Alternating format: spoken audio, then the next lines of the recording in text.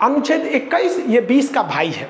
इसमें भी supreme court कहती है कि या संविधान कहता है कि संसद हो गई या राष्ट्रपति इसमें छेड़छाड़ नहीं कर सकते हैं, ये जस का तस रहेगा। ये बहुत ज़रूरी है, लेकिन इसको समझना थोड़ा कॉम्प्लिकेटेड है, क्योंकि संविधान में बहुत सी चीज़ें खुलकर नहीं बोली गई हैं। इसमें दो चीज़ें कहा गया, प्राण एवं दैहिक स्वतंत्रता। इसको इंग्लिश में समझिए। पहला चीज़ है लाइफ एंड पर्सनल लिबर्टी, यानी दो चीज़ों की बात किया है। तो पहले हम लाइफ के बारे में समझ जाते हैं। ये कहता है कि हमें ज़िंदगी जीने का अधिकार है, कोई हमसे जीने का अधिकार नहीं छीन सकता है। अब ये बताइए कि मोटरसाइकिल वाला इतना काला काला धुआं दे के जाता है, सब पूरे पर्यावरण को गंदा कर देता है। उस पर्यावरण में जब गंदगी आती है, हम उस गंदे सांस को लेते हैं, तो क्या हमारा लाइफ अच्छा रहेगा? नहीं रहेगा।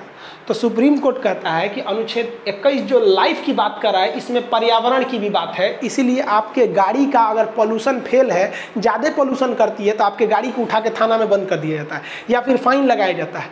आपको स्वच्छ पर्यावरण पाने का अधिकार है, क्योंकि वो आपकी ज़िंदगी के लिए ज़रूरी है।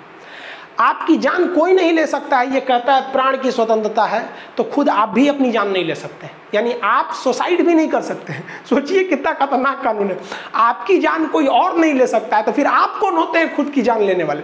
तो अगर आप अटेम्प्ट टू सुसाइड करते हैं और मर गए, तो फिर तो कोई मतलब नहीं है। मर गए तो फिर आप सजा किसको दिया जाएगा? आप तो मरिए गए। लेकिन अगर बच गए तो आईपीसी की धारा 309 के तहत पुलिस टांग ले जाएगी आपको, कहेगी ससुरा काहे मर रहा था रे, बकलोल है, तुम इस देश का एक अभिन्न हिस्सा है, तुम मर नहीं सकता है जब तक तुम्हारी मौत नहीं आए। तो सुसाइड जो है वो गैर कानूनी है, क्योंकि ये लाइफ का अधिकार देता है, इसलिए लाइफ आप छीन नहीं सकते। इसमें आपकी हेल्थ की भी बात है कि आपका हेल्थ का ख्याल सरकार रखेगी, कोई आपसे आपका हेल्थ नहीं छीन सकता है। आप अगर देखिएगा तो कोरोना में लाखों के खर्च आया, करोड़ों का खर्च आया सरकार का, लेकिन आपसे 1 रुपया नहीं लिया गया होगा। सरकारी हॉस्पिटल में देखिएगा तो छोटा बच्चा को पोलियो का, खसरा का इंजेक्शन फ्री में लगाया जाता है, जबकि वो हज़ारों के इंजेक्शन आते हैं, लेकिन आपको लगाया जाता है। तो ये देखिए, ये संविधान है। और जरा सोचिए कि ये उस वक्त के नेता थे, और भीमराव अंबेडकर का भी क्या कहना था संविधान सभा में खड़े होकर कि हम रहें ना रहें, लेकिन ये संविधान रहेगा। हमने संविधान को इतना कड़ा नहीं बनाया है कि किसी का जीवन मुश्किल हो जाए, और इतना लचीला भी नहीं बनाया है कि कोई इससे मजाक या खिलवाड़ कर सके। इसीलिए भीमराव अंबेडकर को हम लोग संविधान का जनक कहते हैं। हालांकि संविधान निर्माण में सबका योगदान था, जिसमें BN राव भी थे जो सलाहकार थे, सब कुछ थे यहाँ पर। तो सोचिए कितना बेहतरीन। तो ये पहला हिस्सा हो गया। अब पर्सनल लिबर्टी क्या कहते हैं, जिसे हम कहते हैं दैहिक स्वतंत्रता, हमारी स्वतंत्रता। पर्सनल लिबर्टी क्या है? जैसे कोई हमारा जान नहीं लेगा, ससुरा नंगा करके सड़क पे घुमा देगा, कहेगा हम जान थोड़े लिए हैं, तो यार हमारी पर्सनल लिबर्टी कुछ रही, हमारी दैहिक, हमारी शरीर की कुछ स्वतंत्रता रही। तो दैहिक स्वतंत्रता ये आप हमसे नहीं छीन सकते हैं। तो इसमें क्या क्या बोला गया? पर्सनल लिबर्टी, अगर हम अकेले रहना चाहते हैं तो अकेले छोड़ सकते हैं, हमको कोई दिक्कत नहीं है। जैसे मान लीजिए हमको अकेले अच्छा लगता है, हम कहीं भी जाएंगे तो हम अकेले ही रहते हैं। एक शायर ने भी बोला है, मेरी तन्हाई पर हंसने वालों जरा ये बताओ इस भीड़ में तुम्हारा अपना कौन है। तो कहेगा क्वेश्चन कि एकांतवास का अधिकार कौन सा अनुच्छेद देता है? तो अनुच्छेद 21 लाइफ के अंतर्गत नहीं देता है, ये पर्सनल लिबर्टी दैहिक स्वतंत्रता के अंतर्गत देता है। इसमें एक बहुत बड़ा केस हो गया था मेनका गांधी का। भारत सरकार ने मेनका गांधी का पासपोर्ट रोक दिया था, तो सुप्रीम कोर्ट पहुंच गए। तो सुप्रीम कोर्ट ने कहा कि देखो भारत सरकार, आप उसकी लाइफ नहीं छीन रही हैं, लेकिन आप उस पर एक पर्सनल लिबर्टी आप उसे छीन रही हैं कि वो विदेश नहीं जा सकती है। तो मेनका गांधी मुकदमे में कहा गया कि अनुच्छेद 21 पर्सनल लिबर्टी के तहत आपको विदेश भ्रमण का भी अधिकार देता है, ये नहीं छीना जा सकता है। यूपीएससी में ये दोनों क्वेश्चन पूछे गए थे। कैसे पूछा गया था? कहा गया था कि अनुच्छेद 19 के 1 के साथ साथ अगर हम 21 को जोड़ दें तो क्या बन जाता है? तो अनुच्छेद 19 क्या कहता है कि हम अपनी अभिव्यक्ति कर सकते हैं। तो किसी किसी को देखिएगा ना, टेंशन में जब रहता है ना, तो वो बेचारा अकेले में चला जाता है, बड़बड़ाने लगता है, यार बहुत टेंशन में है।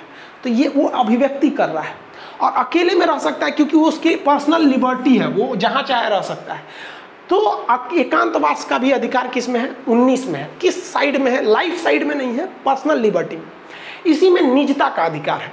निजता का अधिकार क्या होता है कि हम कुछ छिपाना चाहते हैं तो छिपा सकते हैं। जैसे हम आपके सामने जब कैमरे पे पढ़ाने आते हैं तो काफ़ी आराम से पढ़ाते हैं, जो आपको अच्छा लगता है, लेकिन आप सब अपने दोस्तों के साथ इस तरह से थोड़ी रहते होंगे, हंसी मजाक, अरे तुम क्या कर रहा है, तुम कैसे रहा, ऐसे न रहते हैं। लेकिन अगर वही बातें अगर आप देखेंगे तो आप क्या कहेंगे? अरे यार सब ऐसे रहते हैं। सब कोई अपने परिवार के साथ, फ्रेंड्स के साथ प्रोफेशनल नहीं रहता है, वो कुछ अलग डिजाइन से रहता है, तो वो उसकी प्राइवेसी है, आप उसे सामाजिक नहीं कर सकते हैं।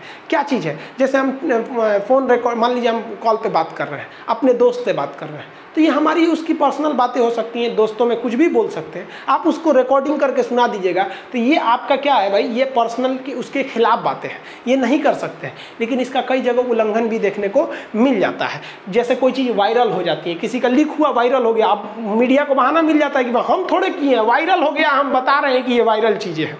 तो निजता का अधिकार है, ये सुप्रीम कोर्ट ने 2017 में तो इसको गजब निजता का अधिकार कर दिया था।